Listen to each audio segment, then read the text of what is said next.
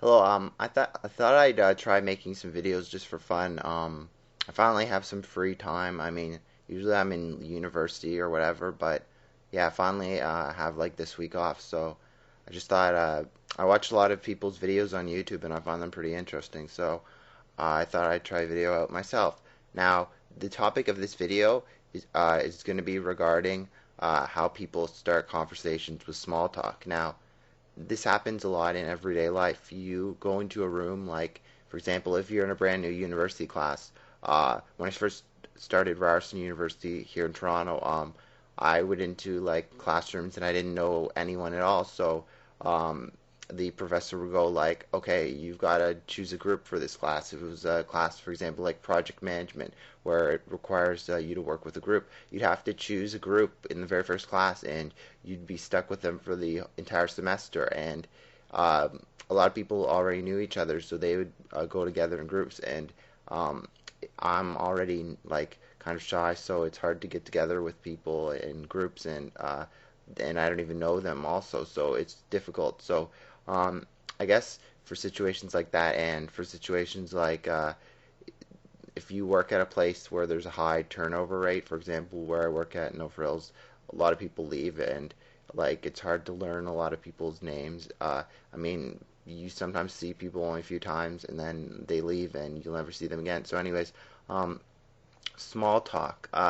For example, if I don't know somebody, you can go up to them and ask them their name, but that's kind of an awkward way to get to know somebody. But um, if the person's not busy, like if they're busy, it's not a good idea to go up to them and talk to them because like th- they'll they won't be able to talk to you very long, and it's kind of pointless. So what I try to do is I'll go something like, "Boy, it was busy this morning. Weren't there a lot of people in line?" Or I'll go like, uh, "Wasn't it a nice day this morning?" Or if it's not a nice day, I'll go, uh, "Wasn't it nice last week? I can't believe how bad it is outside."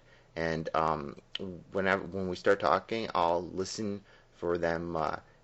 I'll listen for certain things they talk about, if they like sports or whatever, or if they mention something about owning a pet, or if they go to school, or if they have plans for going to university. I'll listen and take note of that, and I'll be sure to ask their name because it's important to use a person's name when you are talking to someone. Because as Dale Carnegie said in his Influencing People book, basically a person's name, it's people appreciate when you learn their name, and using their name is a great compliment to them. So yeah, using a person's name when you're talking to them, it shows respect to them, and they'll think that you're a nice person and you genuinely enjoyed talking to them and care about talking to them. So yeah, it's important to use a person's name, but those are some of the ways that I talk to. Those are some of the ways that I use to start up small talk. But the biggest scary thing for me is when there's like a moment of silence, and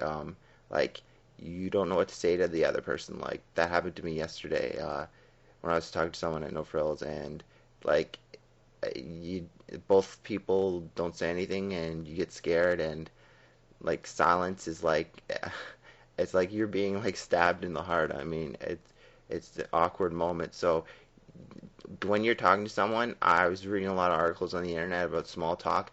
It's good to have some backup things to ask about, backup questions like, oh, so how are your sisters or brothers doing if you know them, or like what do you plan to do on vacation, or just some general topics like I mentioned before about the weather or whatnot, but or sports. Just try to mention something that they like, or just try to think, just have backup subjects in your mind before speaking to them, so that, or in general, just for any situation, so that, and also use like open-ended questions. Don't ask questions like, how are you doing today? Or, boy, it was a nice day yesterday, wasn't it? Try to ask questions like, uh, so what are you gonna do tomorrow? Or like I don't know, like how do you think you did in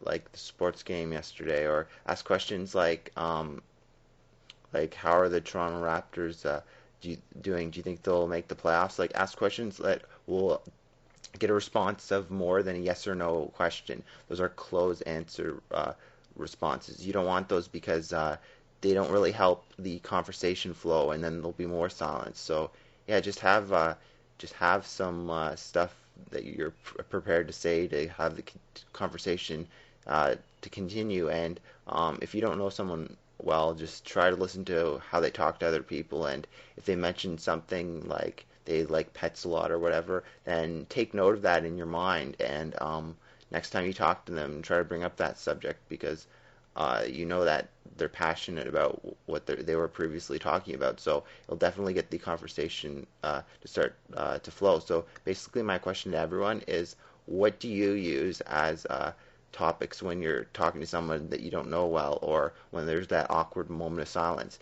What topics do you try to say to get the conversation to keep going? Like, what tips do you give when you're meeting someone that you don't know very well? Just it can be anywhere, for school or even at the bus stop or at work, any situation at all. What do you do to keep conversations flowing? So hopefully you liked my first video, and hopefully I'll continue to post them if I get some responses. Okay, thank you.